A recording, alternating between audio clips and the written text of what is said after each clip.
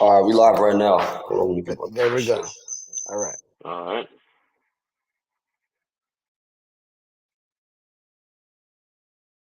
Talk to guy. You Go ahead, You got a talk. stopwatch? You got a stopwatch? Hold on, I'll let me do get it. out. It's gonna echo on my speakers and shit. All right, you got I'll do a the stopwatch? stopwatch. I got it. We're gonna start out with Jack in the affirmative. Whenever the stopwatch ready, let the debater know. Have that ready when he starts his opening statement. It's 15 minutes. It'll be Jack first, then Stanley second. All right.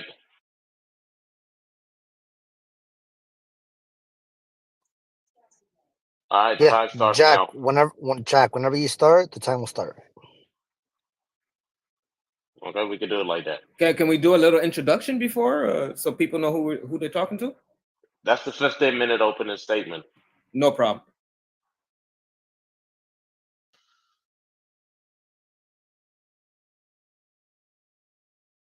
Okay, so my opening statement.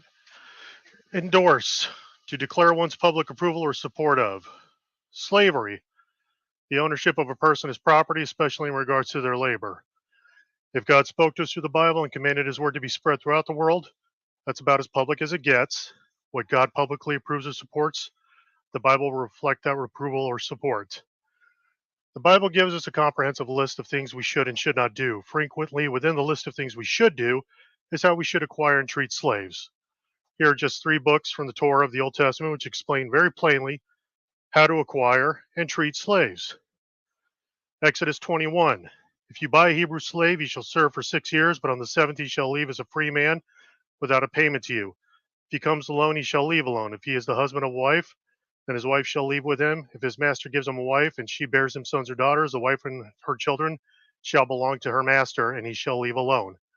But if the slave plainly says, I love my master, my wife, and my children, I will not leave as a free man, then his master shall bring him to God, then he shall bring him to the door or the doorpost, and his master shall pierce his ear with an awl, and he shall serve him permanently.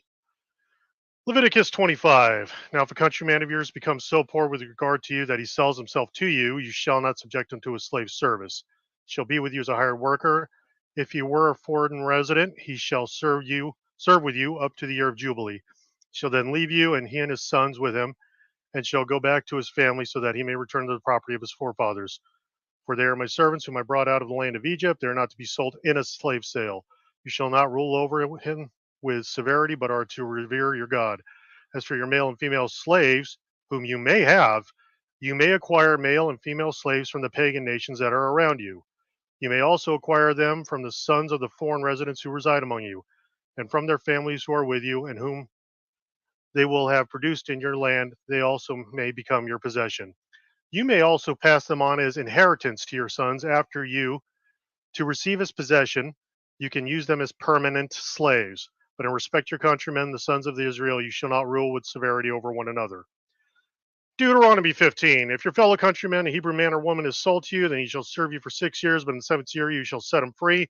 When you set him free, you shall not send him away empty-handed. You shall give him generously from your flock, your threshing floor, and your wine vat.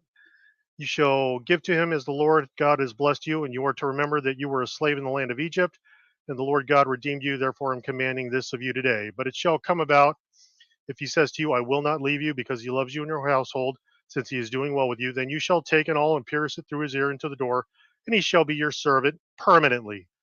You shall also do the same to your female slaves. And here's one from the New Testament from the Apostle Paul. Ephesians 6. Slaves, be obedient to those who are your masters, according to the flesh, with fear and trembling, and the sincerity of your heart is to Christ, not by way of eye service as people pleasers, but as slaves of Christ, doing the will of God with the heart.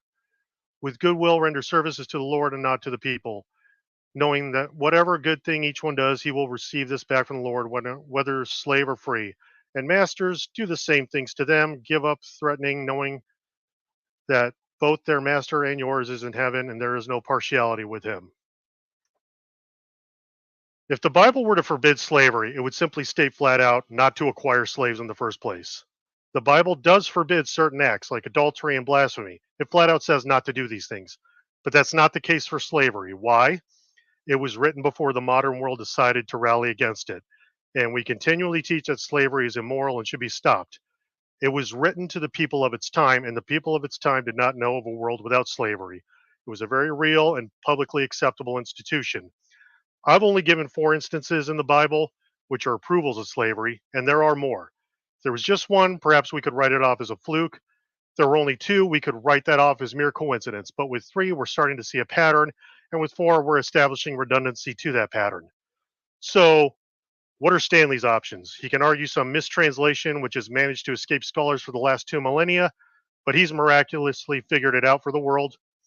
Or he can counter with other verses he thinks forbid slavery, in which case he's done the non-Christian skeptics' work for them and inadvertently argued against the Bible and calling it contradictory. If he wants to argue against my stance, which is plain reading of the text, then he wants to argue against the Bible. Again, the non-Christians thank you, and with that I yield my time. All right. For the record, that is only 5 minutes. You have 10 minutes remaining of your time. If you're yielding it, then the 10 minutes will be in the back and forth. Are you okay with that? Oh yeah, I'll reclaim it later. Don't worry. Okay. Stanley, your 15 minutes will start as soon as you start speaking.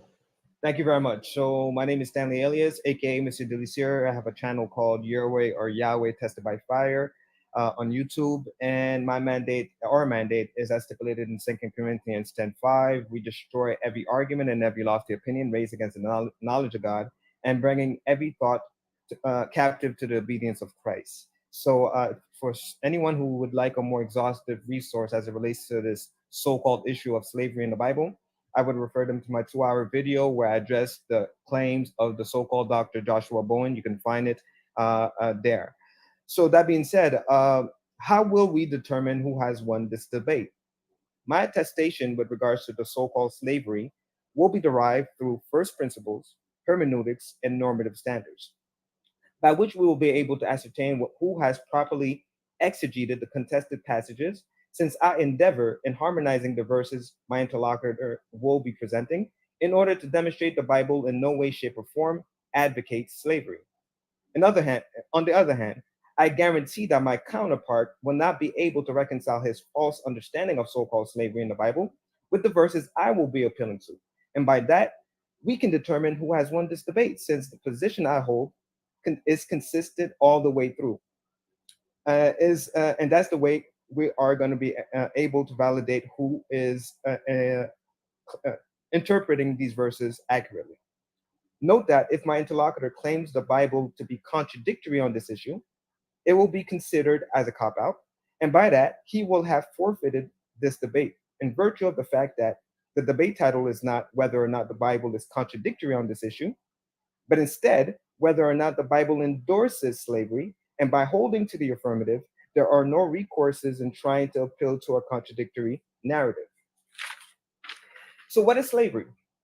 The wide array of how the word slavery is applied. Consider the etymology of the word in question. Person who is a property of another, so used as a secondary sense since many Slavs were sold into captivity by conquering people. Note the racial undertone as it relates to the meaning of the word slavery and the dating of when the word is first employed. It will be important to give consideration to this definition so that we don't apply the colloquial, anachronistic understanding and consequently fall into the fallacy of presentism. What is presentism? In the literary and historical analysis, presentism is the pejorative term for the introduction of present-day ideas and perspective into depictions and interpretations of the past. Some modern-day historians seek to avoid presentism in their works since they consider it to be a form of cultural bias and believe it to create it creates a distorted understanding of the subject matter. Practices of presentism is regarded by some as a common fallacy when dealing with past events. For example, some would argue the military draft and other forms of coerced government labor constitute the state-sponsored slavery. Some libertarians view government taxation as a form of slavery. The term slavery has also been applied by anti-psychiatric proponents, arguing involuntary psychiatric patients claiming there are no unbiased physical test for mental health. And yet, psychiatric patients must follow the orders of a so-called expert. They assert, instead of chains to control the slave, the psychiatrist uses drugs to control the mind. That being said, how is my interlocutor applying the word slave with respect to this debate? In order for him to win this exchange, he will have to A, demonstrate slavery, quote unquote, with respect to the inability of the subject to quit serving his quote unquote master.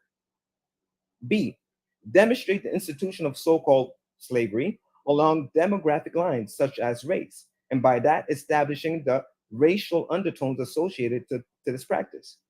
C, establish the slave, quote unquote, being regarded as property which the owner is allowed to dispense with as he see fit. Note that it will be incumbent on my interlocutor to demonstrate that the Hebraic understanding of the word property as it relates to so-called slavery to be consistent with our modern day understanding, and failure to meet this standard would result in falling into the fallacy of presentism, as previously mentioned. So my four challenges, in order for my interlocutor to win this debate, he will have to A, give any examples in the law of God where a subject is forced into labor. B, give any example in the law of God where a subject is unable to quit serving his quote unquote master. C, give any example in the law of God where any credence is given to race, or that the Hebrew religion is an ethnocentric religion. And D, to be consistent with his interpretation of biblical passages with that of Leviticus 19:33 to 34. I'm going to read it. Give me a second here. How much time do I have left? You have 10 minutes left. Okay, perfect. So Leviticus 19 verses 33 to 34. And if dwells with you a stranger, the Hebrew word ger, which is very important because he quoted Leviticus 25. We're going to go to that later on. But if dwells with you a stranger in your land, you shall not oppress him. As one born among you shall the stranger be to you, who dwells among you, and you shall love him as you love yourself. For you were, here's the reason why, strangers in the land of Egypt. I am Yahweh your God. So every interpretation he gives to every verses that he will be appealing to has to be consistent with Leviticus 19:33 to 34. And if he appeals to contradictions, then he has lost this debate. So challenge number one, forced labor. Let us consider Joshua 9 verses 3, 6, 9, 15, where the Gibeonites come and willingly give themselves up as servants because they heard of the renown of God. So in order for them to be grafted in the Commonwealth of Israel, they willingly gave themselves as servants. And we can see that this is also something established in Exodus 12, verses 18, 19, 48, and 49, where the stranger from the Hebrew word ger is given the opportunity for them to become part of the Commonwealth of Israel. And when you compare that to Leviticus 25, verse 35, let me read it real quickly to see what the purpose of becoming a servant is. Because according to God, as God redeemed Israel out of Egypt so that they could become his people, we see the same purpose is given for God as it relates to strangers. In Leviticus 25:35, it says, and if your brother, fellow Israelite, has becomes poor and falls into poverty with you, you shall relieve him or strengthen him or enrich him as you do with the ger, stranger, or the sojourner, toshab, that he may live among you. So notice the purpose of you becoming a servant is for you, number one, to be enriched, for you to and for you to live amongst the people of Israel. So in other words, to become part of the Commonwealth of Israel. So this is something that he would have to address to show me how his understanding is consistent with Leviticus 25, verse 35, and Leviticus 19, verse 33 to 34. And you can compare that to Ruth, verse 116, where she was also redeemed by a fellow kinsman. It's the same word used in Leviticus 25, verse 47 to 49, where if a Hebrew becomes poor and a stranger, quote unquote, owns that person, that person could be redeemed by a fellow kinsman.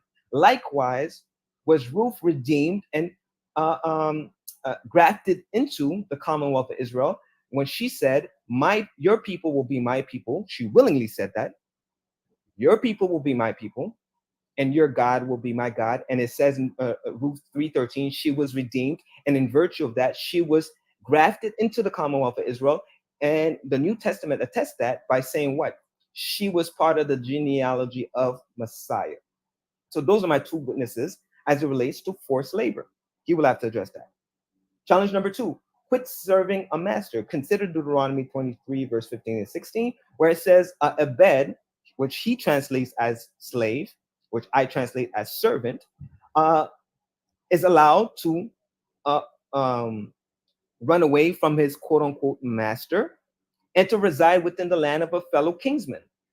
So he would have to explain to me if his understanding of the word property, and if he understand it in the colloquial way, how is that applicable or consistent with Deuteronomy 23, verse 15 and 16? Since if the owner owns this person as property, it would be within his right for him to reclaim this this servant, right, or slave, according to my interlocutor.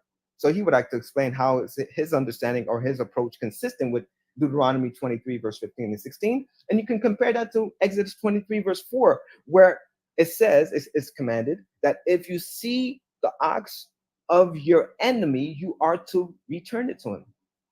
So we see the different application of the word property as it relates to an ox and as it relates to a servant, which he qualifies as a slave. Why is it that we are to return the ox and not a servant? That is what he, or quote unquote, a slave, according to my good friend here. So he would have to explain to me how is he consistent in virtue of what I just presented. Challenge number 3, ethnocentrism. Well, Genesis 48, verse 18 says the descendants of the Zerah, from the Hebrew word, seed of Ephraim, Israel, will be the fullness of the Goyim, the nations.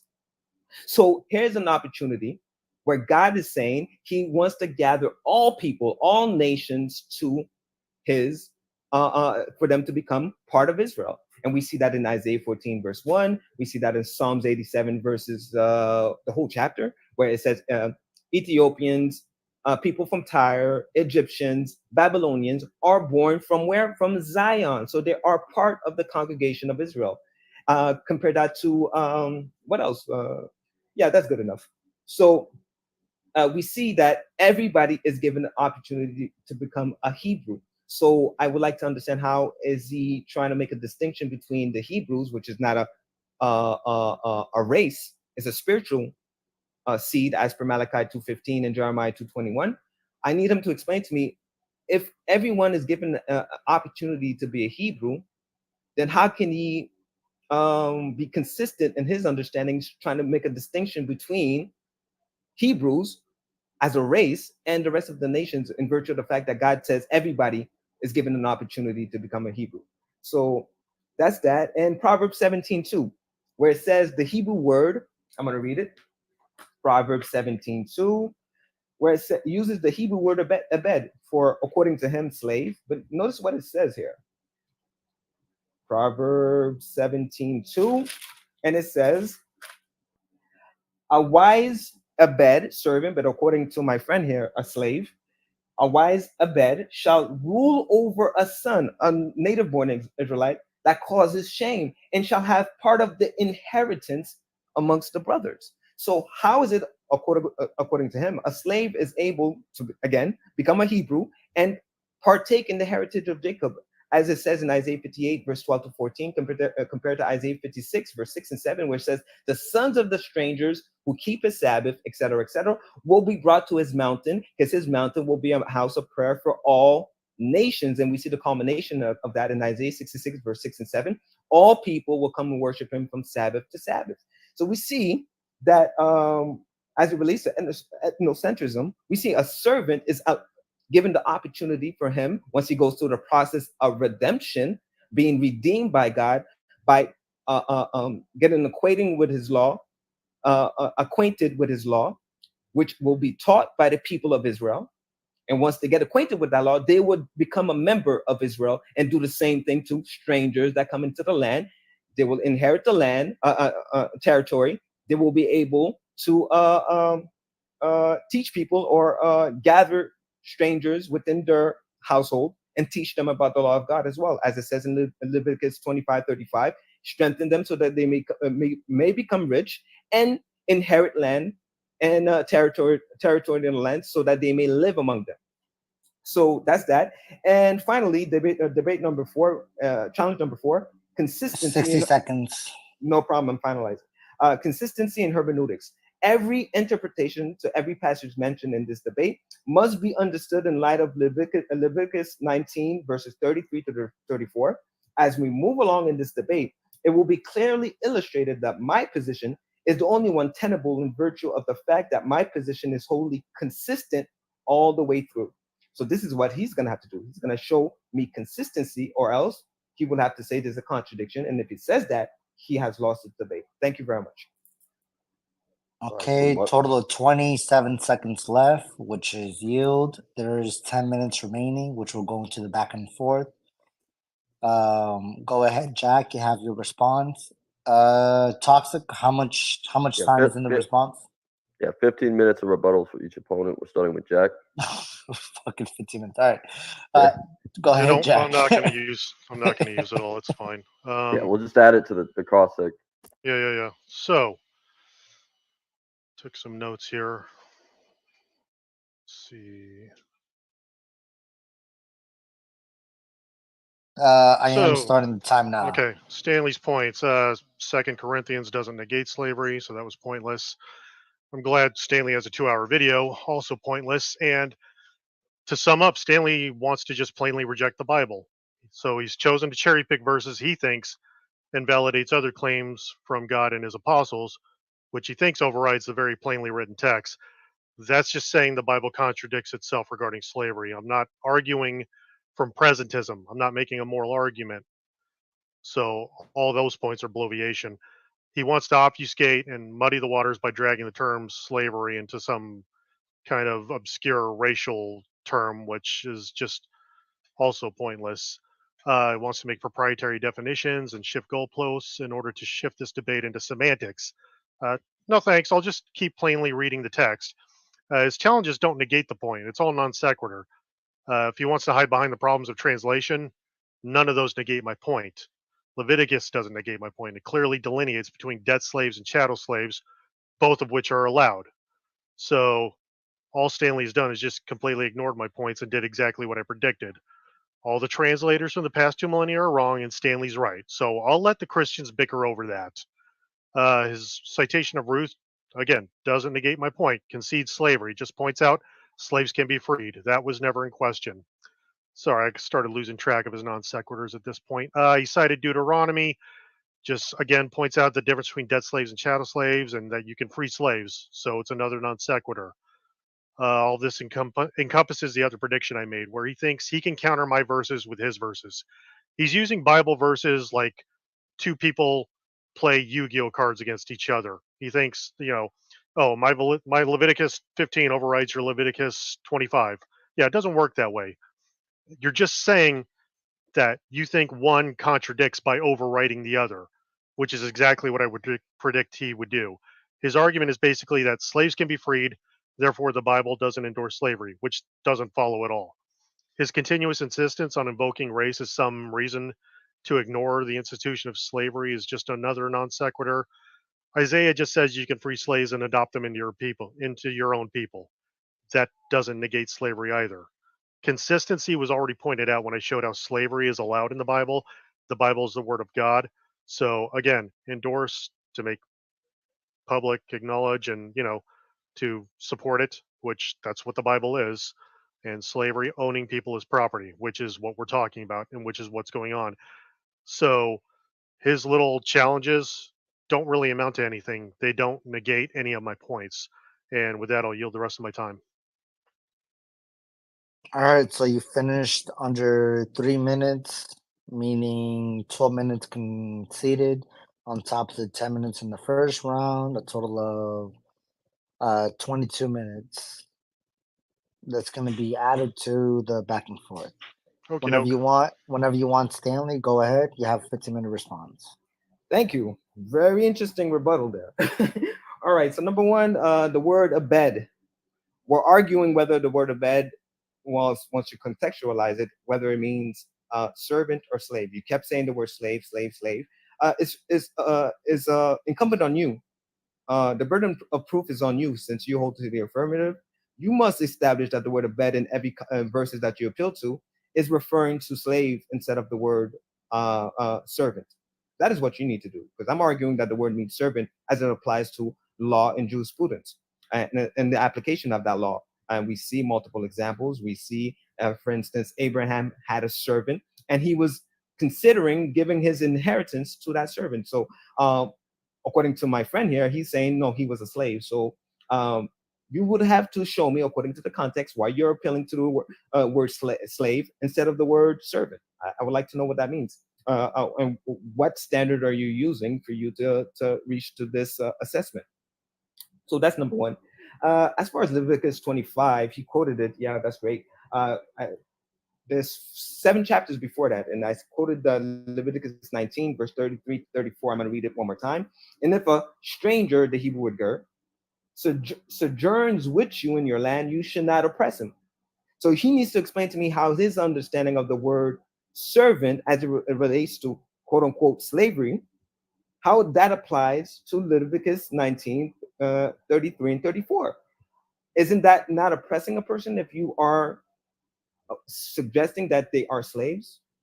As opposed to, once you continue reading, but the stranger that dwells among you shall be as one born among you. So I want you to explain to me, how is that consistent with your narrative? And once we continue, you shall love him. I need you to explain to me how that is consistent with love. The fact that you're claiming is slavery. For you were strangers, given the reason why. You were strangers in the land of Egypt, and I am Yahweh your God. He quoted a verse that said God redeemed Israel from the land of Egypt, from the people of Egypt. And I showed you in Leviticus 25, verse 47 and all the way to 49, if a sojourner or a stranger becomes rich by you. Now, why does it say rich? And by who? By a fellow member of Israel, because I quoted verse 35. It tells you what the purpose of becoming a servant. It says, and if your brother becomes poor because of disobedience and falls into poverty with you, then you shall enrich him as you do with the stranger or the sojourner, that he may live among you. As you do with the stranger. I need you to explain to me your understanding of verse 45 to 47. How's verse 44 to 46? How is that consistent with verse 35? You build a house from the foundation up, not the roof down, the roof down.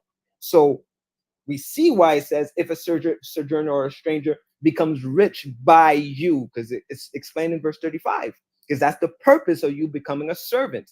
It's for you to become redeemed by God, by learning about the law of God, by those who he uses as vehicles to express that knowledge, the children of Israel. Once you go through the process, you become a member of Israel. Exodus 12, verses 12 to 18, 48 to 49, Genesis 48, verse 18. All the seed, the Zerah of descendants of Ephraim, Israel, will be the fullness of the Goyim. So there's no distinction, there's no partiality in the eyes of God as it relates to race.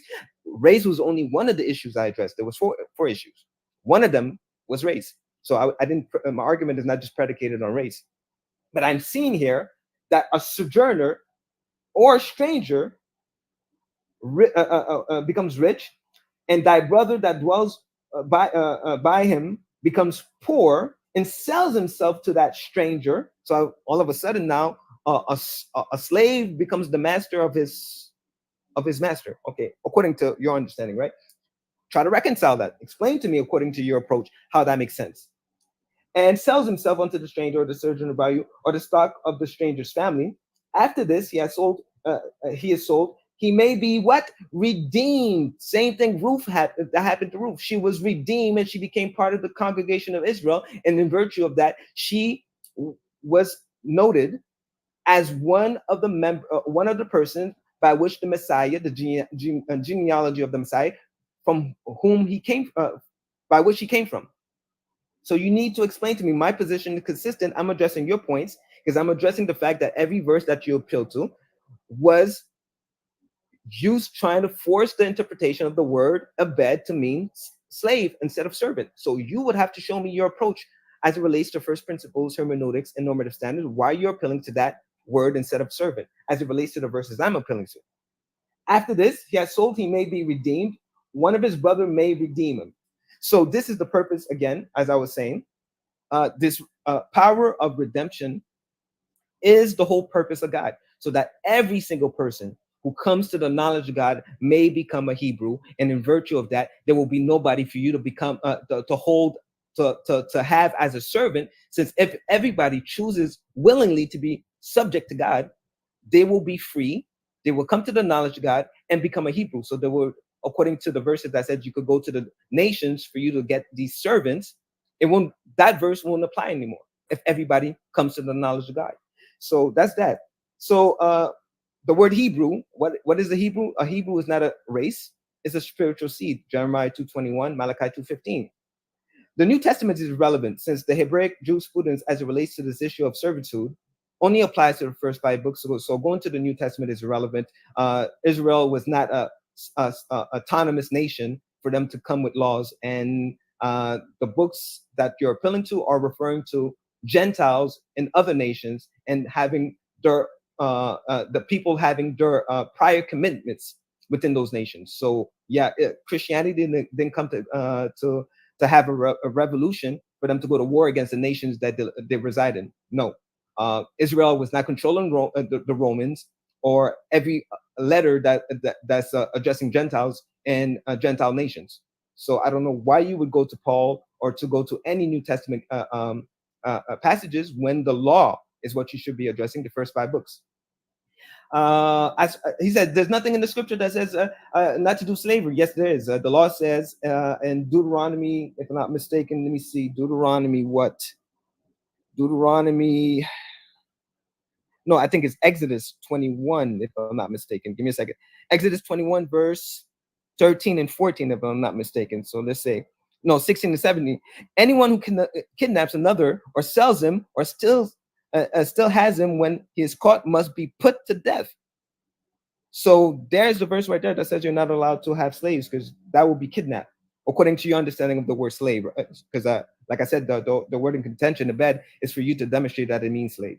So that's that. 2 Corinthians 10:5 was not addressing slavery. I said 2 Corinthians 10:5 is my mandate to destroy every argument that comes against the knowledge of God, as I'm doing with your weak arguments. Point number 7, you're not debating scholars. So if you want to debate the scholars, you could do that. I'm not appealing to scholars. That's an appeal to authority, which is a fallacy. So I'm not addressing what the scholars say. I could care less of what they're saying. You're debating me, so try to focus on the arguments I'm presenting and try to show me where I've erred as it relates to my interpretations. And finally, he said debt slavery, chattel slavery. Can you show me in any verse I refer to where it's making that distinction, please? Leviticus 25, verse 35, or verse 47 to 49. Can you show me where a distinction is being made according to the context of debt slavery and chattel slavery? Or in Proverbs 17:2, where it uses the word abed there as well? Where are you coming with this distinction between debt slavery and chattel slavery in the verses I appeal to? There is no distinction there. Is a servant, no matter what the situation is, whether because you became poor, no matter, or whether you owe somebody. They're all under the same bracket. So under the same bracket, once you repay your debt, or once you go through the process of sanctification, you become a member of the Commonwealth of Israel. So that's what I'm addressing. I'm addressing the word of bed in a general sense, trying to make distinctions to the word, and you would have to show me how that applies to the verses I'm appealing to. So again, how much time do I have left? Right now, you're coming on 11 minutes, meaning a total of 4 minutes left. Okay, so I have 4 minutes left. So again, he would have to respond to these challenges. Unless he responds to these challenges, he has lost his debate. So again, give any example in the law of God where a subject is forced into labor. He had a chance to provide his verses. He didn't do that. And I provided verses that goes against that. Joshua 9, verses 3, 6, 9, and 15, where the Gibeonites willingly offered themselves as what? Servants, the Hebrew word abed. So he would have to explain to me, if a person willingly gives himself as a servant, why would he qualify that as a slave? And Ruth 1:16, likewise, she said, your people, the stepmother said, go back to your people. She said, no, do not push me away, because your people will be my people and your God will be my God. She willingly gave herself as a servant, using she's qualified as the Hebrew word alma, which is a feminine version of the word ebed.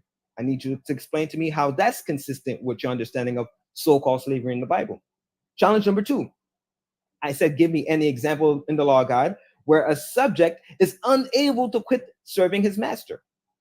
Well, I gave Deuteronomy 23, verse 15 and 16 as it relates to the word property, since a person, a servant, is allowed to evade his so-called master and reside in the household of a kinsman.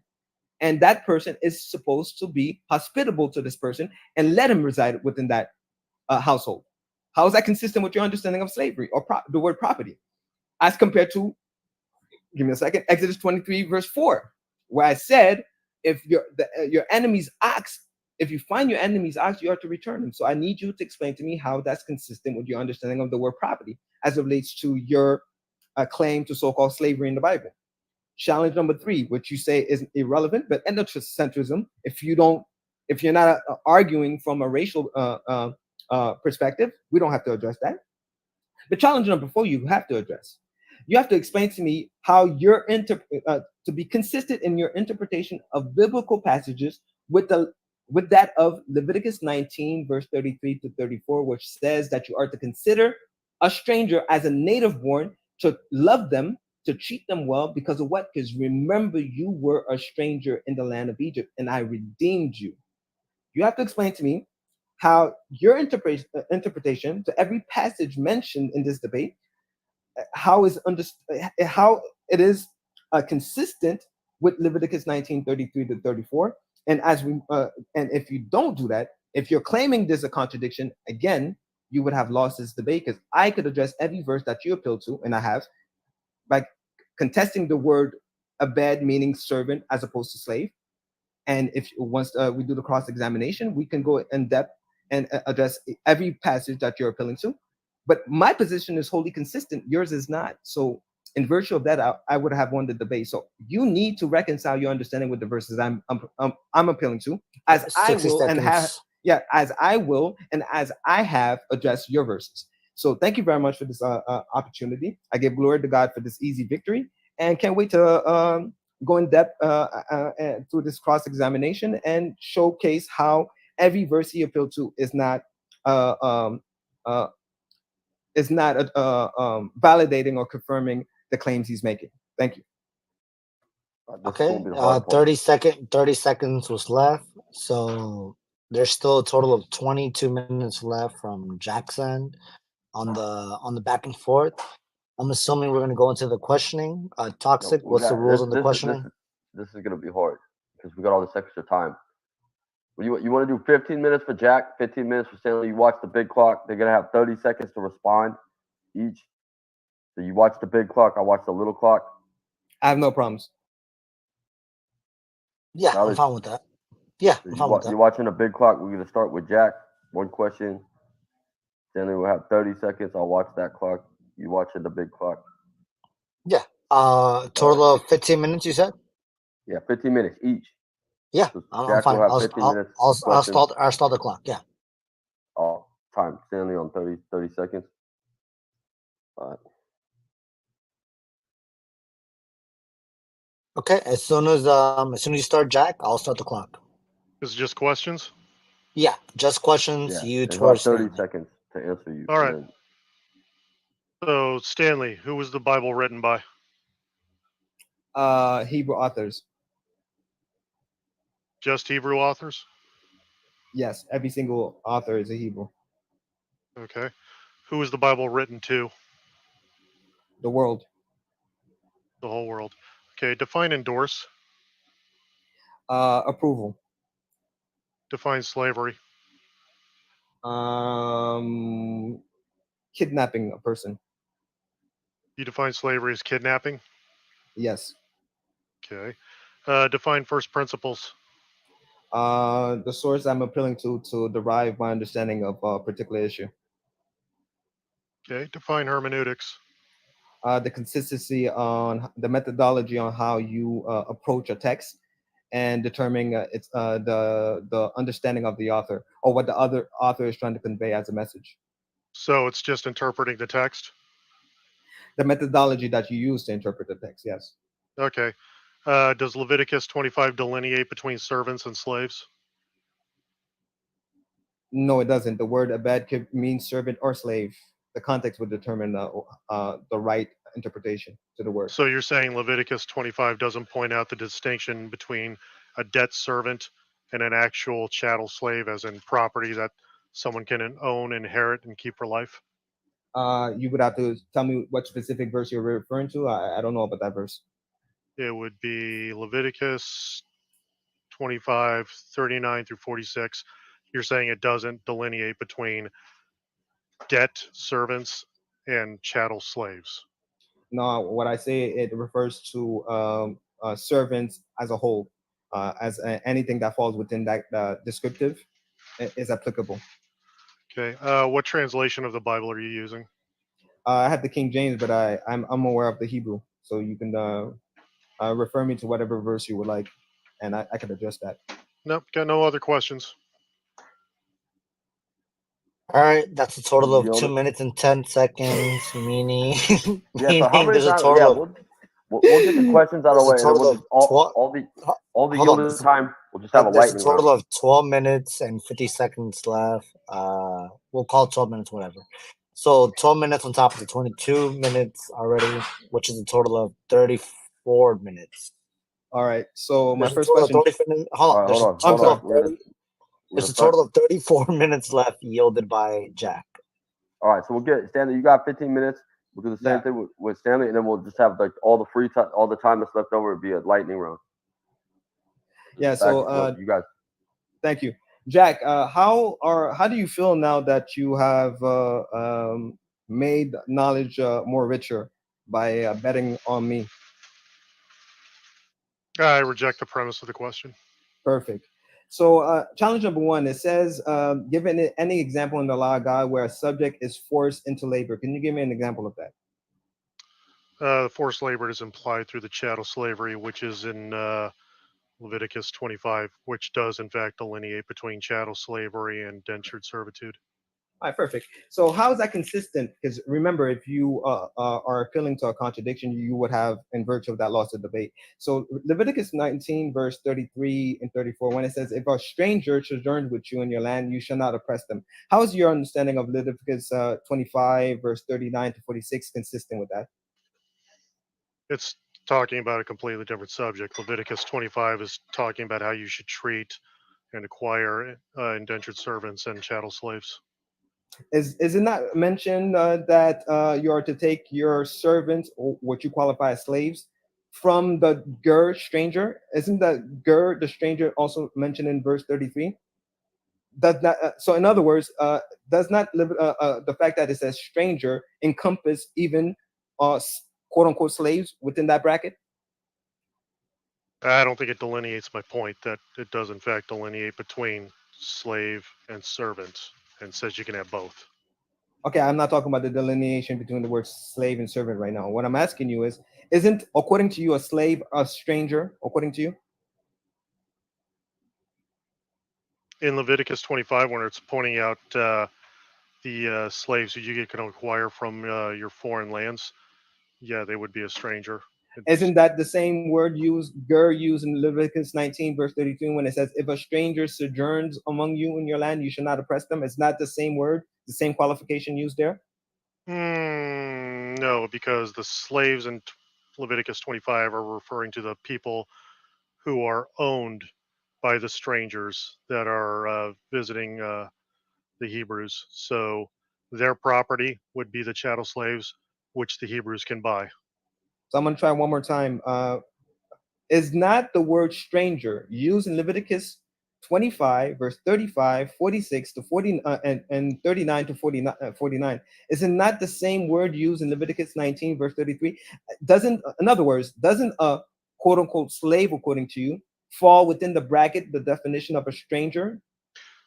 Stranger in Leviticus 25 is referring to the people who you buy slaves from.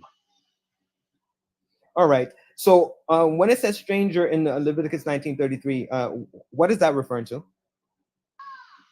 Just strangers in general, just non-Hebrew foreigners. Are quote unquote slave also within that definition? In Leviticus 25, no. Sojourners are talking about people who are visiting the Hebrews, from which the Hebrews are buying slaves. Yeah, the word toshab is used in Leviticus 47 as well, which is sojourner, and the word ger. I'm addressing the word ger right now, the word stranger in Leviticus 19:33. Doesn't the word stranger encompass all quote unquote slave as well? No, Leviticus points out the difference between just the strangers and the slaves you buy from strangers. Can you tell me where in Leviticus 25 there's a distinction between strangers and the slaves amongst the strangers? What verse is that? Sure, let me pull up Leviticus. Yeah, please. Yeah. As for your male and female slaves whom you may have, it's Leviticus 25:44. Yeah. As for your male and female slaves who you may have, you may acquire male and female slaves from the pagan nations that are around you. So the people you buy them from within the pagan nations would be the strangers you're buying slaves from. Yeah, okay. You didn't make a distinction because I asked you to show me a distinction between strangers and quote unquote slave that you may buy amongst the strangers. Where is that distinction made in, Yeah. in the whole chapter And of in Leviticus 45, 25? and in verse 45, it goes on to say, you may also acquire them, meaning the slaves, from the sons of foreign residents who reside among you. Those would also be strangers who you're buying slaves from. No. You're thank you for that. You're still addressing one part of the equation. I'm asking you for the other part because you're making a distinction between two parties, right? So I'm asking you, where is the distinction that you're making, strangers and slaves who you may get from the strangers? Yeah, I just pointed that out, and this is just a reading comprehension problem No, from I'm you at asking this for the word point. stranger specifically. Yeah, I'm using the NASB. I'm not going to the Hebrew. So Yeah, irrelevant. Okay, no problem. What is your understand? How can you reconcile your understanding of having slaves amongst the strangers with Leviticus 25 verse 35, where it says, "If your brother is poor and falls into poverty or decay, thou shalt strengthen him, that he as you do with the stranger." Does that also apply to so-called slaves amongst the strangers? to your strength, no. So Leviticus 25 is just that that verse in particular is just saying that you can take on debt slaves or indentured servants. Where is debt slaves mentioned in verse 35? A debt servant is just an fucking indentured slave. Same thing No, to the me. word, the word, there's no word debt slave in verse 35. The word ger is there, the word toshab is there, the same word used in verse 47, saying a stranger and a toshab who becomes rich. So there's a correlation between verse 35 and 47. Can you tell me who are the strangers? No, don't tell me who are the strangers. Can you tell me the word stranger and toshab being mentioned in verse 35, does that not encompass all strangers, or is there a distinction being made specifically in verse 35? Yeah, this has been asked and answered. We're just going in circles. So slaves and servants are spoken of differently. If you're a debt servant, you're not chattel slave. If you're a chattel slave, you're not just a stranger. You were bought from a stranger. All right, so again, you didn't answer the question. In verse 35, there's no mention of debt slaves or chattel slavery. So I don't know why you're addressing that. No problem. So we can move on to the next point. Can you give me any example in the law of God where a subject is unable to quit serving his master, quote unquote master? Because I gave, so in light of that, as it relates to Deuteronomy 23, verse 15 and 16, why is it a quote unquote slave is allowed to escape his quote unquote master and reside within the land or the household of a kingsman? Yeah, you're allowed to free slaves. That doesn't negate the point that you're allowed to also have slaves. I'm going to say it one more time. It doesn't say the master. quote unquote masters freed his slave. It says he escaped his quote unquote master. So why is it if they were slave and according to your understanding the property of the owner, why was that person not returned to his quote unquote rightful owner in light of the fact that an ox is to be returned, which is also the property? Yeah, the So Bible's just delineating between an ox and a human servant or a slave. yes, and I'm trying to explain, understand your how are you able to reconcile the fact that you are not allowed to return a quote unquote slave to his owner if you regard them as property? Because the Bible's saying treat slaves different than you do actual ox. So are you saying that a quote unquote slave is not actually a property of a master, their master, quote unquote Yeah, it's master? property, but if a slave is seeking refuge in your house, you don't turn him over. Okay, so it's a different type of property than an ox. Is that what you're saying? That's what I said to begin with, yeah. Okay, so that's good that you at least in this debate made a distinction between how you treat a servant, what you call a slave, and how you treat animals.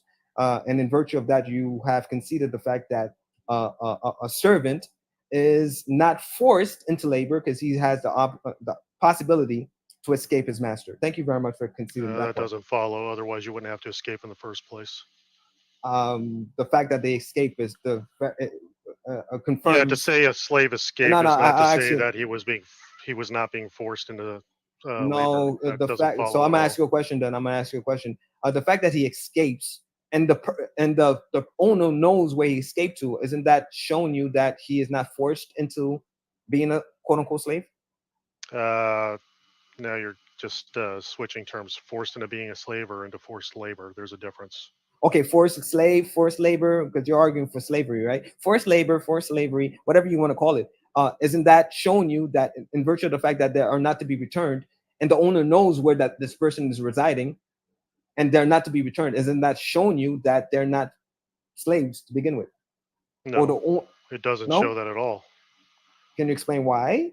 It's saying if a slave seeks refuge, give them refuge. It's not saying there are no slaves. It's saying there are slaves. Some of them might seek refuge because their master is just too cruel for whatever reason. I don't know. But you can give them refuge. That's Okay, not so you're saying there's no saying slavery. okay, so as it relates to my third challenge, so you're saying my second challenge. So you're saying a quote unquote slave, according to you, is able to quit serving his master, willingly stop serving his master. Is that what you're saying? I haven't made that claim either. But that's the claim that's being made in Deuteronomy 23, verse 15 and Talking 16. about escaped slaves being granted refuge from other people. Exactly. Wasn't that a choice made by the servant? To escape his master? Yes. Exactly. Yes. And isn't it not a fact that if, according to you, slavery, which is forced labor, aren't you, according to your understanding, the narrative that you're trying to put forward, aren't isn't that so-called slave supposed to be returned? No, it points out don't return slaves that are seeking refuge. Treat them All right. differently than you treat the ox. All right. Thank you very much. And lastly, lastly, how much time do I have left? There's under 4 minutes left. All right. So, Jack, when you say we are to take the servants from the nations, are you saying God is making a distinction between the Hebrews and the rest of the nations? I didn't say that, so you're misquoting me. You're allowed to buy slaves from foreign nations.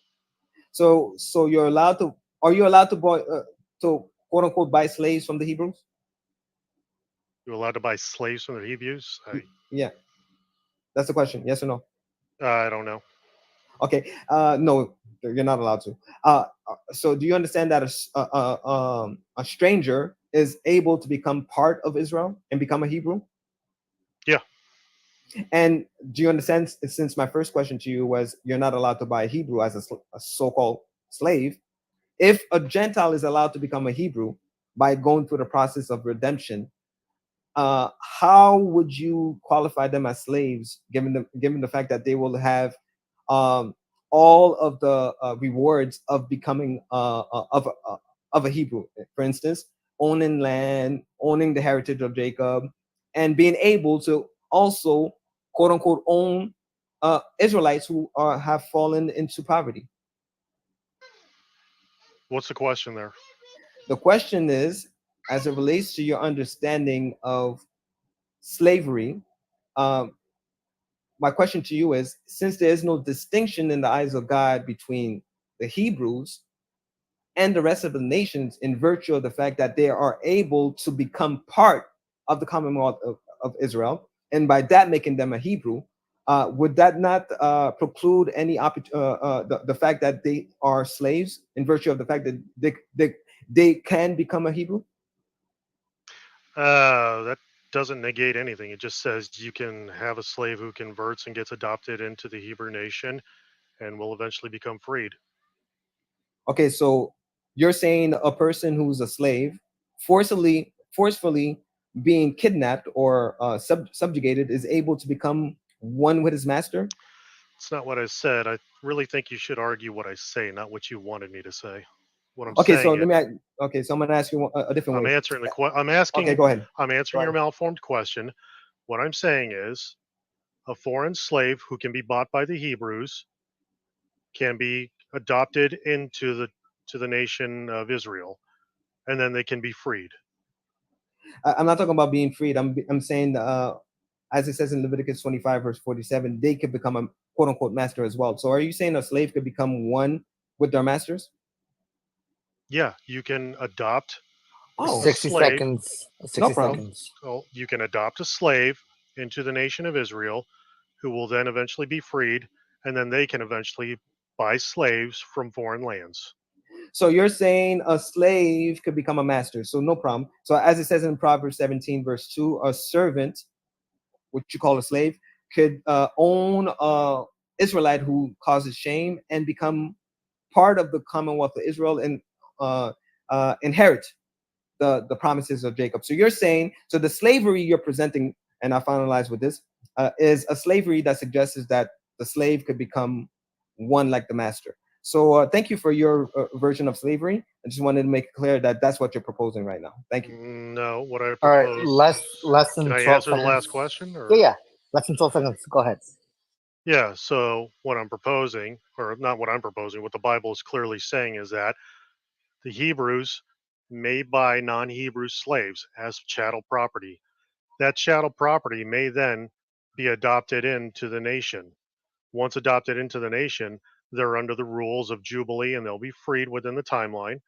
And once freed, they might acquire wealth, and part of that wealth will become other chattel property. So, yes, you can go from a slave to a master. Jubilee has nothing to do with that, but thank you. That was the only question that answered 30 seconds. See, I really like that format, but obviously it takes two moderators to do it. It's pretty complicated. All right, hold on. There's But nobody 34. went over. Nobody There's waffled. 34. There's 34 minutes and 50 seconds left on the unexceeded time. I don't know what you want to do with that topic. Oh, I can just make a rebuttal real quickly. Well, yeah. Why don't you? We'll just like let them go at it for like well, you got 30 minutes of free time. No. It's up to you, Toxic. I'm saying they have. Jack conceded about 34 minutes worth of discussion. Yeah, I'm not going to use anywhere near that much. Well, yeah, we'll get. How about we'll do? We want to do 20 minutes just open, and then we'll do the 10 minutes closing statements. 20 minutes will just be you guys. You guys unmic. There's no moderation at all. I don't know what there's left to argue about. I agree. All right, yeah. So you want to do? Yeah, we'll do 20 minutes. You guys can do whatever you want. No moderation until it ends. The 20 minutes ends. Are you guys okay with that? 20 minutes. There's nothing left really to argue. I've only got like Yeah, a few points to raise. I think it was a decisive victory. So whatever he wants to do. Yeah, good luck with that. You're panicking.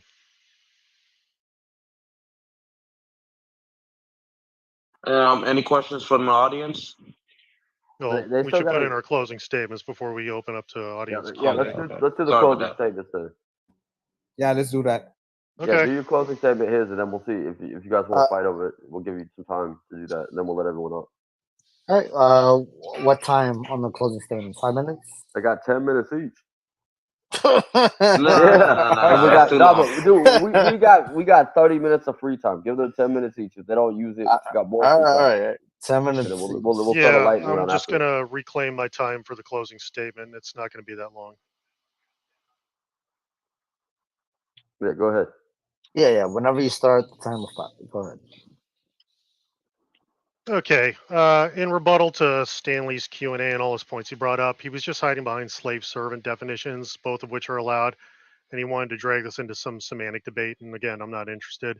Just to reiterate, Leviticus 25 clearly points out the distinction between slave and servant, and both are allowed. You can love a slave. To say otherwise is to say that Christians who are slaves of Christ cannot be loved by their master. So have fun convincing your fellow Christians of that. And yes, slaves can be freed and they can be integrated into the tribe and given their own slaves eventually. That's not in dispute. So this is just coming down to failure of reading comprehension being supplemented by some implied mistranslation by all Christian history, which Stanley thinks he's figured out. And he hasn't. He thinks the New Testament is irrelevant in any of this, so good luck convincing the Christians of that too. Yeah, in Exodus 21, he points out kidnapping. Kidnapping isn't slavery. Those are two different acts. So conflating terms to escape the entailments doesn't work. It's fallacious reasoning. And I agree, Stanley, you're not appealing to biblical scholars, and good job there. I'm just appealing to the Bible. Forced labor is implied in slavery. Sure, you're compelled to work for your master who is allowed to discipline you within parameters. And he just kept belaboring the point that slaves can be freed. And again, that's not in dispute. As for my closing statement, here we go. Did Stanley show how the Bible is not a public approval or support of the ownership of a person as property? He thinks he did. How did he accomplish that? By saying all translations and scholars over the last 2 millennia are just not getting it right. He's miraculously cracked the code. And how's he done that? By implying that some passages override others. In other words, that there's contradictions in the Bible. So good job, Stanley. You did the atheist work for them. Also, thanks for doing exactly what I said you would do in my opening statement. Now, keep in mind, my argument doesn't rest on any moral claims. It's simply showing how God, through the Bible, declares publicly that he approves of the ownership of a person as property. And this is what you get when so-called Christian apologists try to whitewash the Bible. You get fan fiction. You'll inevitably run into obfuscations, equivocations, conflations, proprietary definitions, and sometimes just outright denials of what is plainly read in the text. Like I said in my opening statement, the Bible was written at a time when slavery was a very real and publicly acceptable institution. It's of its time. For some reason, Stanley feels the need to change that. He wants to change the Bible. I just want to read it. So, to beat this dead horse even further, the Bible endorses slavery. If we all decided to live by the Bible alone, I could own slaves. And if anyone wished to challenge my right to do so, I would just refer to the very public approval and support of my right to own people as property, which is supposed to be the inspired word of God. And I'll end with that. Thank you. All right. So Jack finished at 3 minutes exactly, conceding the remaining 7 minutes. Stanley, whenever you want, go ahead and start, and the time will start. Yeah, so I'm gonna address the last thing you just said there, buddy. The law is only applicable to the people in the land of Israel, so that's why I said I don't go to the New Testament, because the letters being mentioned there are referring to Gentiles and Gentile nations that had prior commitments. So talking about ignorance, my friend, you should educate yourself on the simple stuff. The New Testament is addressing Gentiles and Gentile nations, not people within the land of Israel. And even during that time, Israel was under the governance of Rome. Although they had self-autonomy, the law still was not applicable in its fullest sense. So you would have to appeal strictly to the first 5 books and watch the application of the how the law of the first 5 books is implemented with the rest of the Tanakh, because they had control over the land. They had a government during that time. So anything outside of that government is not applicable. So you think about saying, if today I would be able to, I would be allowed to own a slave? No. And the word again is a bed. He tried. He, number one, never addressed the context as it relates to the word of bed, as opposed as it relates to the distinction between slave and servant. Everything for him is slave. All he sees is slavery. And it's quite interesting his understanding of the word slavery. For instance, He's saying that, well, as it relates to my challenges, give me an example of the law of God where a subject is forced to labor. So he said in Leviticus 25, there's a distinction between chattel slavery and debt slavery. He didn't provide any verse that says that. Not one verse. All he did was go to the word slave and say slave means so the word abed, he qualifies in different ways depending on his biased subjective opinions, but he did not establish that there was a distinction as it relates to the word abed. I used it in a general sense, and I showed multiple instances, and according to what he conceded, I showed that a servant is allowed to escape his quote unquote master. If we are to understand, and what he conceded, that the word property is different as applies to servants, which he qualifies as slaves, and an ox that you are to return. So his only rebuttal to that was, number one, conceding that the word property is different as it relates to that. Great, you're making a step forward towards reality. But number two, how is that consistent with your understanding of slavery? If a person is able to escape his master, quote unquote, master knows where he's at, and he cannot uh, uh, gather, or he cannot lay claim to his quote unquote property. So this slavery that he's presenting to us is a different type of slavery that nobody ever seen throughout history. So he's providing a slavery that never existed in the past, or and never will exist as well. No culture, no example of slavery throughout history is compatible to what he's trying to portray to us today. So if a person is allowed to escape his master, then that shows he's not really his property. That's the point. So that's number one. And then he tried to argue again for Leviticus 25, trying to make a distinction of the word, trying to claim that within Leviticus 25, there is a distinction between debt slavery and chattel slavery. He didn't establish that. But what I did establish is that strangers, which encompasses all who fall within that bracket, which is also comprised of servants, are the purpose of them becoming a servant. And I'm going to read it. If your brother becomes poor, a fellow Israelite, and falls into decay, you shall strengthen them as you do the stranger. So that includes every stranger, no matter you're a servant or not. That includes every single stranger. He's trying to make a distinction between strangers, saying no, the stranger does not encompass or comprise of servants. He cannot contextually support this position because he knows if he accepts the reality of this presentation, everything he said about slavery is undermined by it. And I showed the culmination or the fulfillment of what Leviticus 25:35 is. Once you can consider verse 47, where we see a sojourner or a stranger, which encompasses all people who fall within that descriptive, that qualification, which includes servants or quote unquote slaves, they might become rich by who? By a fellow Israelite. So that's the purpose, for them to be strengthened so that they might reside in the land as and inherit property, as it says in Ezekiel 47, verse 22 and 23. So according to him, the definition to slavery is a person who can own their quote unquote masters. So a slave can own his master. A servant is allowed to own an Israelite who becomes poor. Same thing with Proverbs 17, verse 2. They are allowed to inherit land. They are allowed to inherit the promises of Jacob, but yet that will make them a slave. So quite an interesting definition to the word slave that he's proposing today. Furthermore, I showed you there is no so proposition number two, challenge number two. Give me an example in the law of God where any credence is given to race. So he conceded that a Gentile could become a Hebrew. So if everyone is given an opportunity to become a Hebrew by going through the process of sanctification and redemption, by learning the law of God, taught by fellow Israelites or the children of Israel, if everybody's given that opportunity, how are you claiming that they are slaves? Because you're making them equal to their quote unquote masters, giving them an opportunity to be one face to face, eye to eye with their master. So again, a very interesting understanding of the word slavery. And finally, I said, how is it consistent, your understanding, your interpretation of biblical passages which quote unquote refers to so-called slavery, How is that consistent with Leviticus 19 verses 33 to 34? And his response was very interesting. Again, same thing he did with Leviticus 25:35. He's suggesting that when it says, "And a stranger, if a stranger sojourned among you," he's saying that doesn't encompass the so-called slaves. When it says you are to buy your so-called slaves from the stranger, and the sojourner Toshab.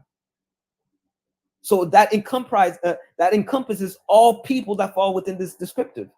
In this definition of stranger, we see that the purpose, it says, if a stranger dwells among you, he shall be as a native born, being consistent with my approach that everybody is given an opportunity to become a Hebrew. And you shall love him. How is that consistent? How slavery consistent with love? Loving a person.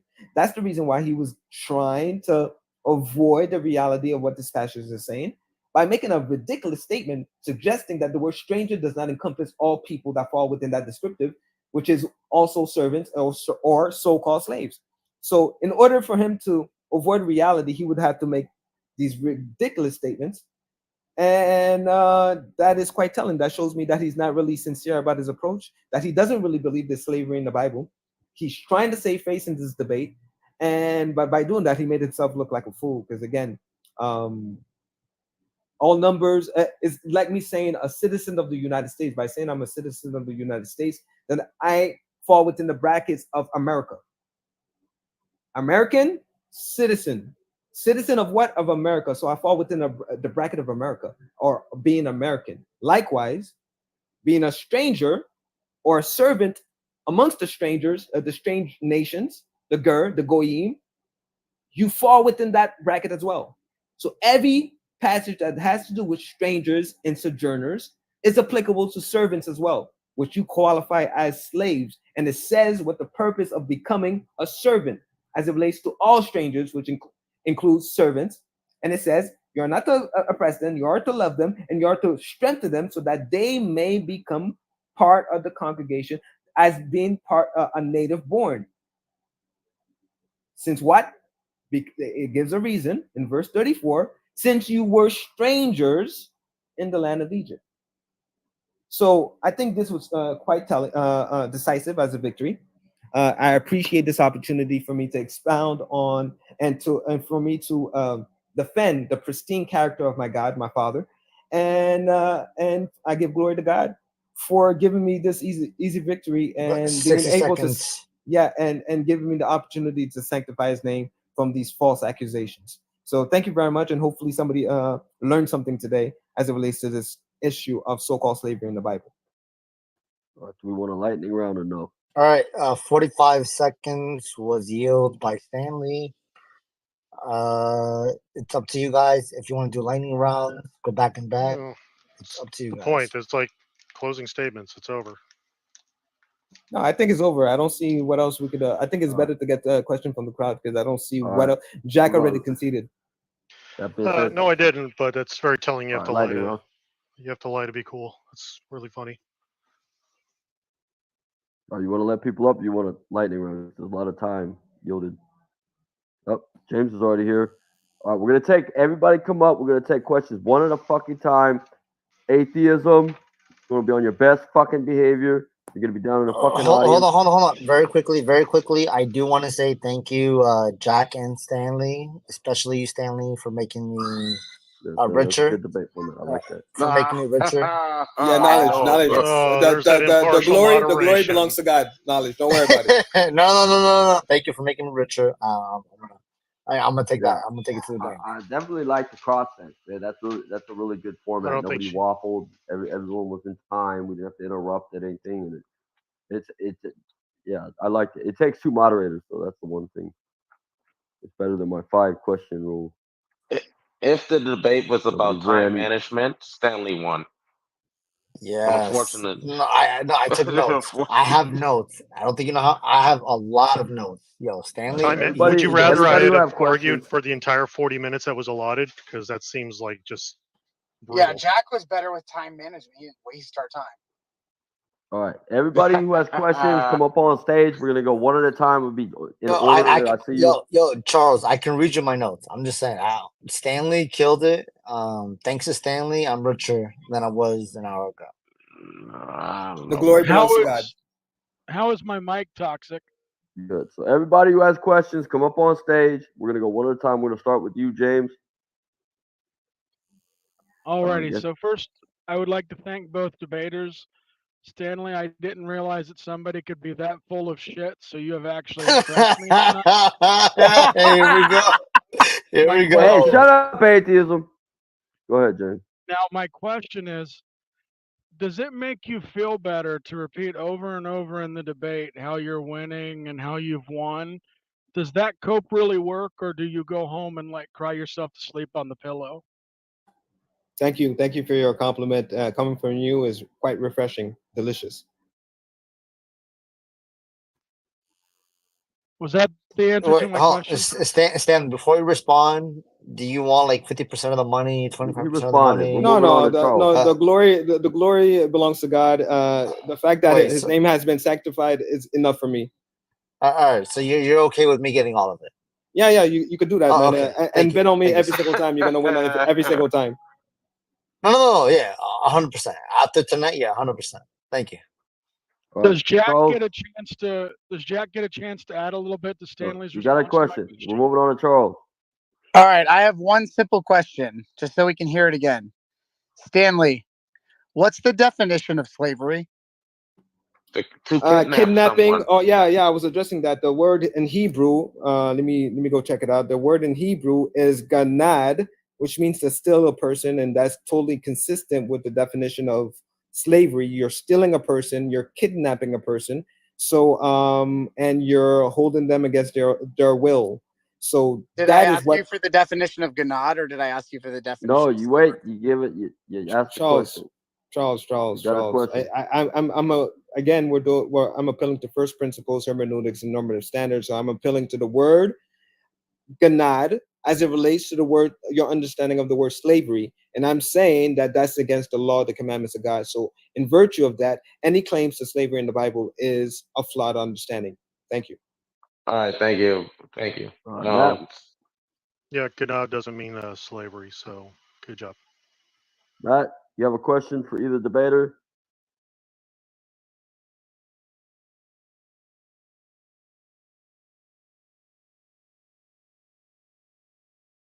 Matt, you there? Earth calling, Matt. He isn't there. We can go to Jeff. Jeff, you got a question? I guess, yeah, it's for Stanley. I just don't understand how you prove that there isn't slavery in the Bible. I did. I just did it again by going to the word ganad, which is kidnapping or stealing a person against their will. So, in virtue of that, since there's a commandment, explicit commandment against that, any claims to slavery, quote unquote slavery, is a false understanding of what the narrative, the Hebraic narrative, outlines. That's number one. Number two, Jeff, I don't know if you noticed. The slavery that your friend is referring to is not the slavery that we ever seen throughout history. In other words, he's saying a slave could own their own master. There's something within the law. There's a prescription within the law where a slave, quote unquote slave, is able to is allowed to own their own master, as per Leviticus 25 verses 47 to 49.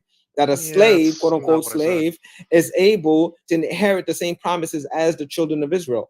According to him, that's slavery. A slave who is supposed to be property against their own will is able to escape their master and see their master, and that master has no rule over that person and no rights over that person. So that's the slavery that he's referring to. And if that's the slavery he's referring to, that's glory to God, because that's not really slavery. Thank you. You're conflating terms and you're misrepresenting what I argued. So if you have to lie to make your point is a lie. No, don't worry. This replays. All right, Gavin, you have a question for either debater?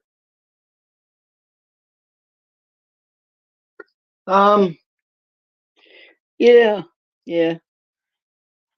This is for Jack, but also for any clown house atheist in here. Can you tell me what were the three classes of slavery in the biblical times? And who's that question for, Jack? It's for Jack and any other clown house atheist. I know of indentured servitude, which gets conflated with slavery, which I pointed out the difference and stressed that the Bible points out the difference. So you have debt slavery, which is again indentured servitude. Then you have chattel slavery, which means the ones you can buy from foreign lands and sojourners or strangers, as Stanley kept playing to put out. I forget the third class. Of course, you That's forget the nowhere. third class. That's just quickly, that distinction that Jack just came with is nowhere in Leviticus 25. Nowhere. Yes, it is. It's right there. You just can't read it. Yeah. There's no mention of debt slavery in that passage, and no mention of chattel slavery in that passage.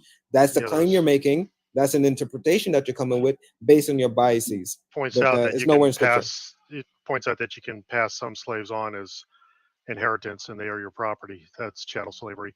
I already So what was the again, most common again, you're not Riders yielded reading. their lightning round. I remember very clearly. All right, Yah Rasul, do you have a question for either debater? Yeah, I do. But I have to read a Bible verse though, so it'll like be relevant. It's gonna be for Stanley.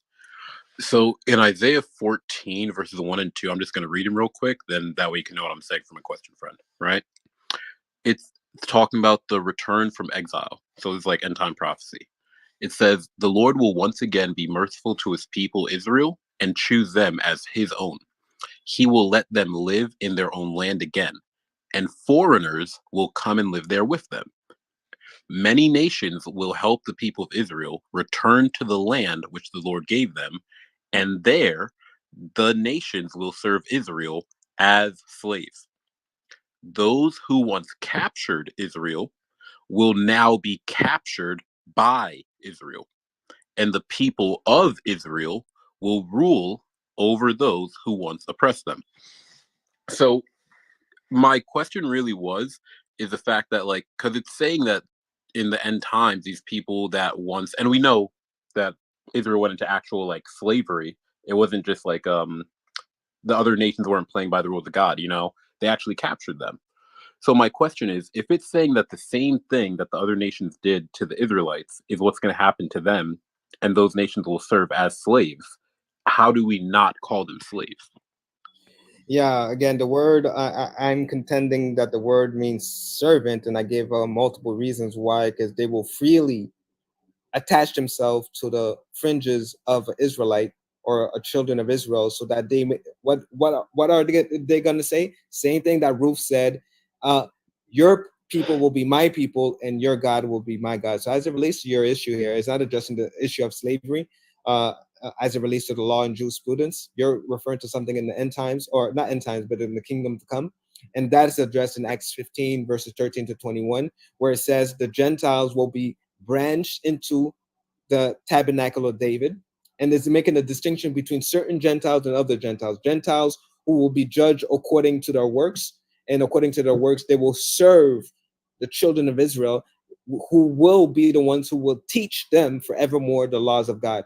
So it's not slavery as you're trying to argue for. I'm saying that it refers to a different class of Gentiles who did not follow God as he would like them to, or who were ignorant, or who died before the age of accountability, etc., etc. All of these different scenarios, they will serve the children of Israel, who will teach them and strengthen them on the law of God, so that they might be fully established in the knowledge of who he is. All right, before we move on to Constantine, I would let everyone know, if you have a question for either debaters, now's the time to raise your hand and come up here. All right, once we get to Juju, I'm going to try to wake Matt up again. And after that, we're going free for all. All right, go ahead, Constantine. Do you have a question for either debater? Yeah, if I have two questions for Stanley, if I may. The first question is, where do you get the passage about the escaped slave? Could you clarify that, the escaped slave that should not be returned to the master? Yeah, I think that's Deuteronomy 23, verse 15 and 16.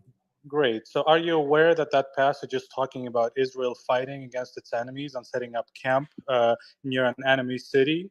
And so when it says not to return the slave who escaped, it's talking about an enemy slave who escaped to the Israelite camp and basically saying, do not deport them back to the enemy. That's the context of that passage. Yeah. Thank you very much for that. I heard so-called Dr. Joshua Bowen say the same thing. Can you show me anywhere where it says that in the whole chapter of Deuteronomy 23? Can you quote that? The whole chapter is about setting up camp and fighting enemies. And so if a slave escapes to your camp, do not return them. No. Can you, for context, can you refer to one specific verse within the whole chapter that alludes to this understanding that you're trying to put forth right now? Deuteronomy 23 verse 9, it says, when you are encamped against your enemies, keep away from everything impure. And then it goes on to describe other directions. And then it talks about the slave who escapes to this camp when you're encamped, near your enemies while fighting. Where does it mention it anywhere in Deuteronomy 23 as it relates to the verses that I appealed to, something about a camp? Because I think the context. I'm going to tell you my position. We're not starting a mini debate. Tell them what it is, and then we're going to move on to heretic. Yeah, no problem. So I'm going to read him in the future. Yeah, we could do that. I'm going to address the verse. It says, and thou shalt not deliver unto their master the servant which has escaped from his master. His master is referring to a member of Israel, a person that is a Gentile who has been bought at a price by a Hebrew, and he will dwell with you. Read the preceding verse. I'm gonna get to that. Give me a second. Answer the question, and we're moving on to heretic. This is a mini debate. Yeah, there's 3 other people on stage that have questions. Yeah, so camp sanitation, verses 9 to verse 14 is about camp sanitation, which has nothing to do with verse 15 all the way down. So again, it says, you shall not deliver unto his master the servant who has escaped his master. He shall dwell with you, among you, in that place which he shall choose in one of thy gates where it likes him best. Thou shalt not oppress him. So the point is, and again, being consistent with Leviticus 19, verses 23 and 24, how you're supposed to treat your stranger. So you're supposed to treat them as you would like to be treated, because he says, remember, you were a stranger in the land of Egypt. So it doesn't matter what you're trying to refer to me to, because when I say stranger, it encompasses every single person that falls within that definition. So which would apply as well to the so-called slaves that you're trying to say. So according to that definition, or that foundation in Leviticus 19, verses 23 and 24, it would make no sense for you to say that owning a slave is consistent with that passage, because you are not to oppress them. You are to love them like you like to be loved. And remember why you're doing this. You're to strengthen them, as it's in Leviticus 25:35. You are to make them rich so that they may live among you. So that comprises all strangers, and that doesn't align itself with your understanding of slavery in the Bible. All right, heretic, do you have a question for either debater?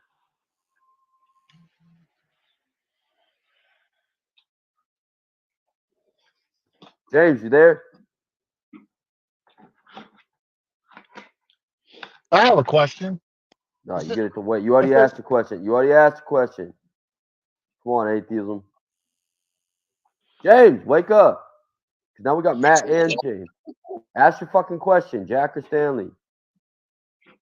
Hey, Jack, if you have such a big problem with slavery in the Bible, why is it that literature on slavery would bug you, but men like you do not buy plane tickets and go visit the blood diamond mine or the sweatshops in China, even though kids in the sweatshops in China would say, get the fuck out of here, mind your own business. And the slaves in the blood diamond mines would be like, well, grab a pickaxe, you're going to be here for a while. The guy with the AK says so. Why are you so against it in literature? All right. I'll answer that. Very quickly. Ask the fucking question. I will be posting my Cash App tomorrow. And I am expecting $50 from everybody who said that Jack was gonna win. I'm gonna be patient. I'm not gonna press you on it, but I am expecting $50 from each person. Thank you. Yeah, to answer Heretic's question, I didn't argue against slavery. I didn't make a moral stance. I just simply pointed out that it is endorsed in the Bible. All right, well, do you agree that... Shut up. Shut the fuck up. You already asked the question. Shut up. Audience in 3, 2, 1. Audience. All right, Juju, you got a question? for Jack or Stanley? Yeah, I got a question for Stanley. Or Stanley, yeah. Hey, Stanley, Leviticus 25:46 talks about how you can pass your children, pass your slaves onto your children as property. So my question is, the slaves that can be passed on to the children as property, could these slaves just leave, or were they like held against their will, where they had to stay? Yeah, so number one, I don't say the word of slave there, the word of bed. You have to contextualize it to find out what it means for real. So I use the word servant, and I establish why the word is servant, because Leviticus 25:35 clearly establishes what the purpose of having a servant is: for you to strengthen them so that they may become rich and that they may inherit the promises of Jacob, which is consistent with the application of that in a couple of verses later on, verses 47 to 49. So the word is servant. You would have to demonstrate, according to your understanding, that it means slave. Okay, I And just you would mean servant. no, wait, It wait. would just be I'm servant. addressing your point. I'm addressing your point. All Okay. right.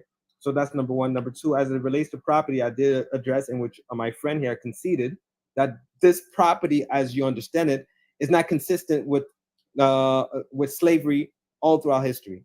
In other words, a person is allowed to avoid their master, escape their master, and to be in front of their master, and that master has no authority over them. So I never heard of slavery in that sense, right? So the word property, the way you're using it, is not to be used in a colloquial sense, or you fall within the fallacy of presentism. And finally, as it relates to being able to pass down your servant to a different generation, yeah, that's not problematic. If a person or servant has not fulfilled his commitment or his contract, a person is able to give it that person that servant to one of his children for that contract to be fulfilled. I don't see why that would be problematic. Thank you. So just for clarification, you're saying that these servants were able to No leave? double questions. No double questions. So We will he go didn't open. answer the question. No, Like that no was the double question. questions. We'll go through Matt. He didn't answer my question either, Juju. Don't worry about it. I don't care. You each get one Okay, question. all right. Once all the questions are answered, we'll go free for all and shit. You both can do whatever the fuck you want. Matt, you awake?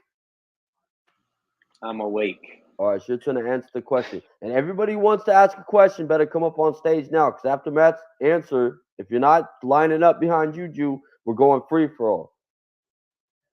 Okay, Matt, I did go ahead and answer your just question. want to make a real quick comment. Not sure what chapter Constantine was reading in Deuteronomy 23, but doesn't say what he's claiming. But the question is, I guess, to Jack.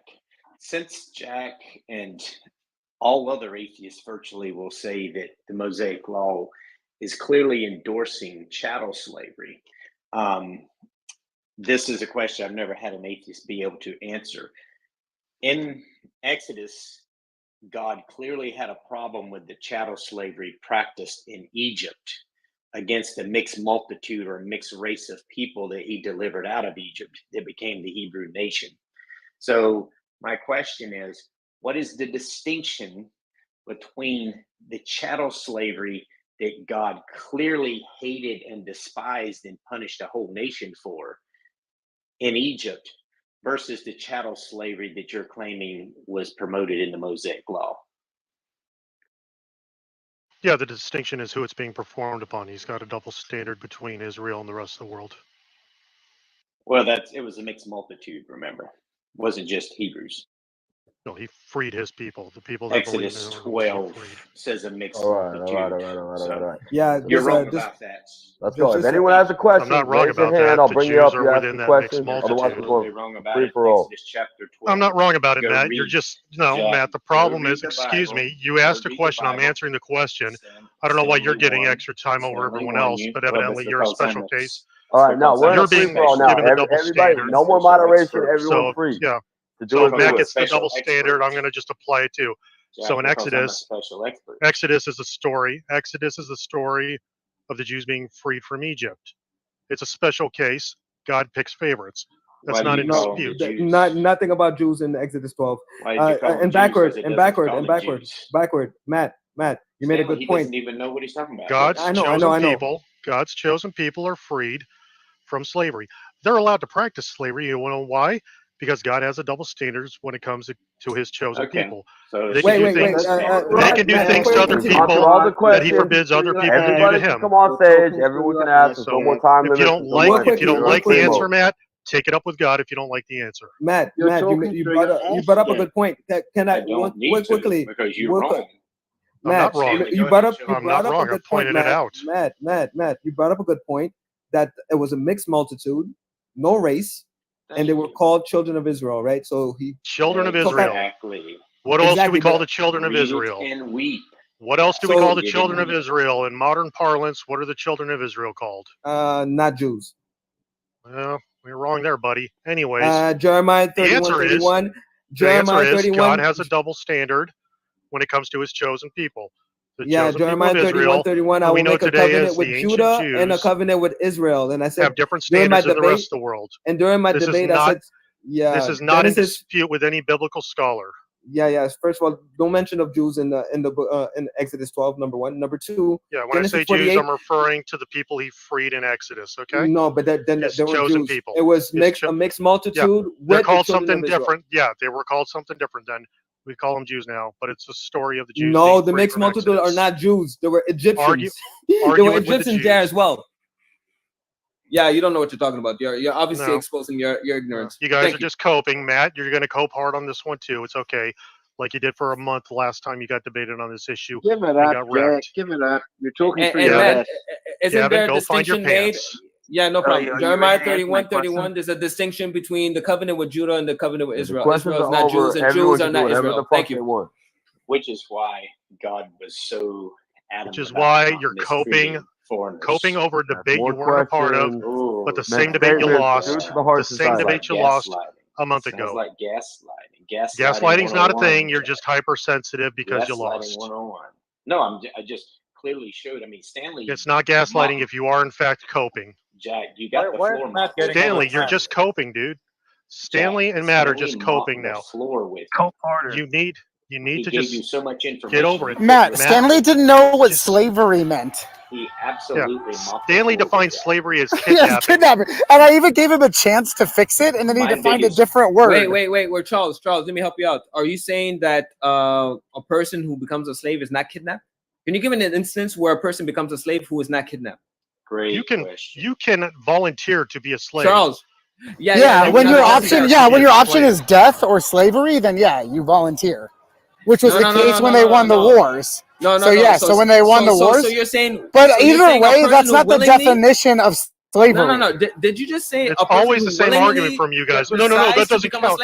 No, that doesn't count. In this case. First of all, your argument's wrong, and that's not the difference. So when they won a war, and they're like, you can come with us and serve us or die, right? That's There's not no example. kidnapping. Show me an example of that in scripture. It's irrelevant. Oh, okay. So you're talking about something that has nothing to do with the Hebraic narrative. Okay. You're not talking about the Bible. You're talking about something else. Okay, so there's a lot of times where the Israelites won and they took slaves, right? But that's not even the point. That's not the definition of slavery. Show me a verse. You don't even know. Doesn't it say Numbers 31? Yeah, Numbers 31. What does it say in Numbers 31? Hold on. Doesn't it state in the Bible that you can become a slave when you can't pay back your debt? And so they volunteer to it. That's not a slave. I never said Either way, Stanley, that's not the definition of slavery. You were given two chances to define a term that's in the debate title. I'm going to say it one more time. You cannot have. You guys are talking about a different type of slavery that never existed throughout history, except for what happened with the Hebrews. I gave you one example. Give me one example where a person could be forced into subjugation against their will, and that person is not being kidnapped. Give me an example of that. Numbers 31, when the Israelites kill the Midianites and take all their virgins, 32,000 virgins they take. Read the passage number 1. It says specifically, and I gave an example with the Gibeonites that decided to stay in the land. They already heard about the reputation, the renown of God. Everybody heard about the renown of God. The Rahab in the land of Jericho heard the renown of God. Ruth heard about the renown of God. So we have a precedence. They heard about the renown of God. They decided to remain in the land, and they became a member of Israel. They could have escaped the land if they wanted to. But they became, and they had a prestigious office, as it says in Numbers 31, verse 35, where they were given temple. A group of them were given the job to be temple service. So why did you miss that part? That's the highest prestigious office you could hold in Israel. Being a temple slave? A temple service. There's no temple slaves. Where did you see the word temple slave there?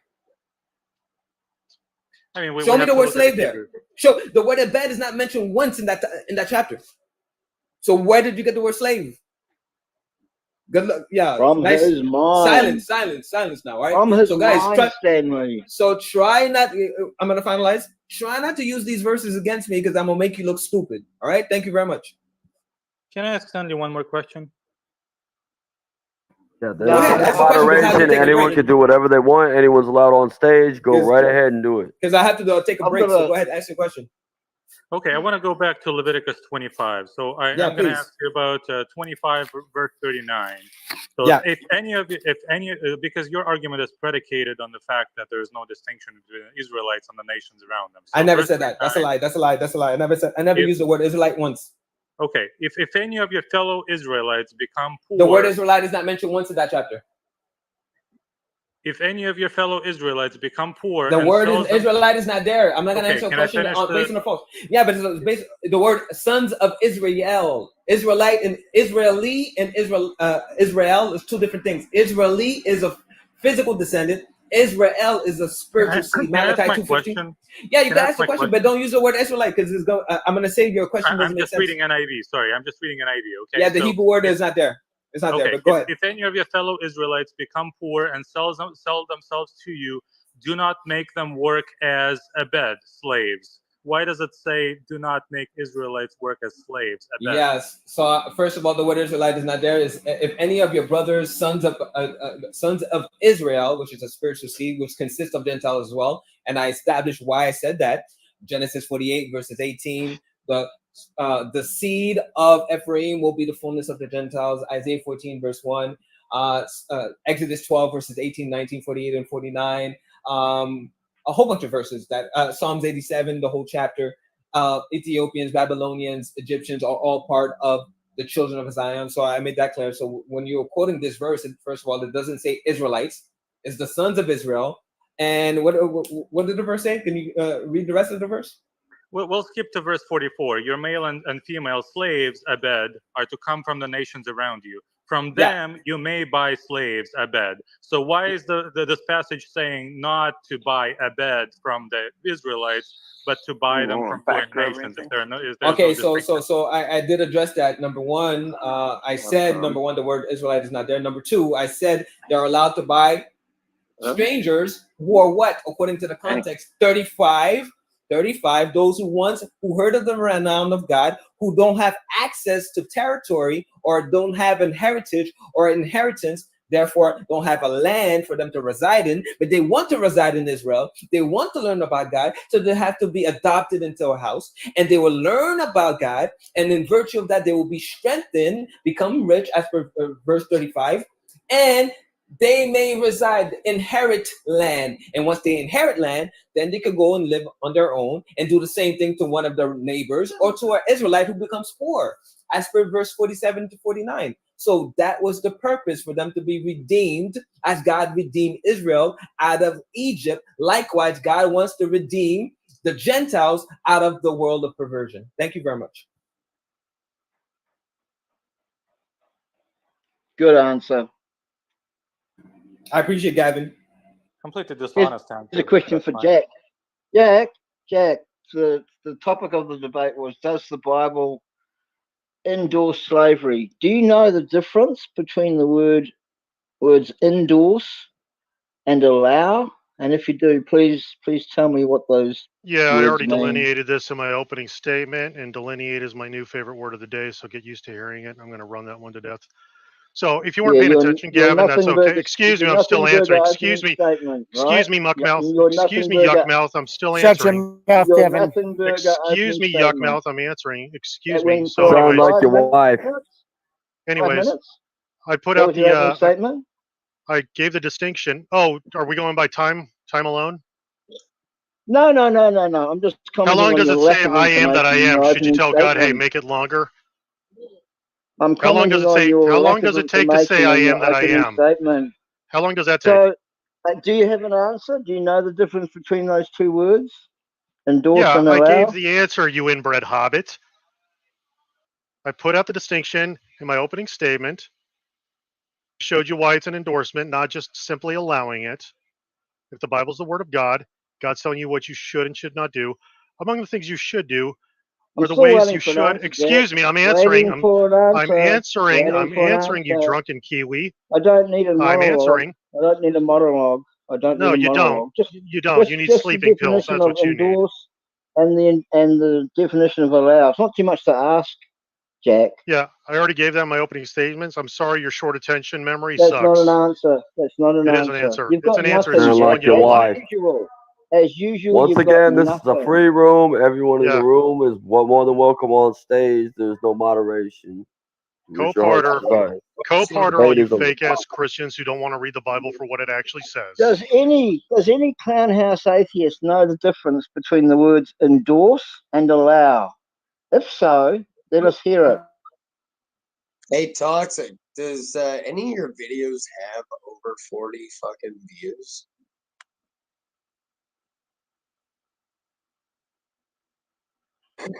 Is that a question for me, Dick?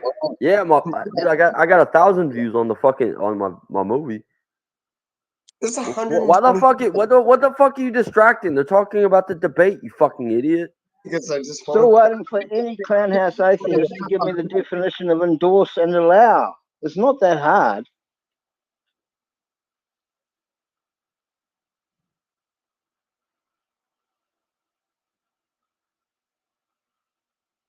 All right. Once again, this is an open room now.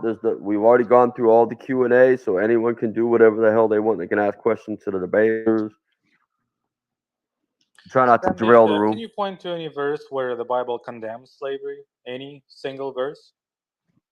Do you know the difference between the words allow and endorse, Constantine? Yeah, endorse is publicly approved, which the Bible does over and over in terms of slavery. And what does allow mean?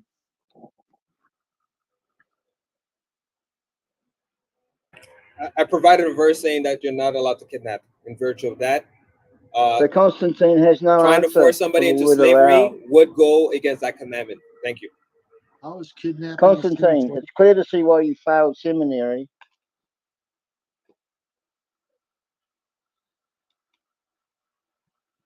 I don't understand how kidnapping and slavery are the same thing. You must kidnap somebody for you to put them into slavery. No, you don't. They can be born into slavery. They can They volunteer can into be sold, slavery. they can be captured as prisoners of war, and so forth. They can volunteer and they can be born that would into still it. be kidnapped. That would still be kidnapped. It's not kidnapping. You don't understand what words mean. The word as for the Hebrew is to steal a person, insist nobody belongs to anybody. That would be stealing by definition. Thank you. So, Jack, if someone was born into slavery, what class of slave would they be?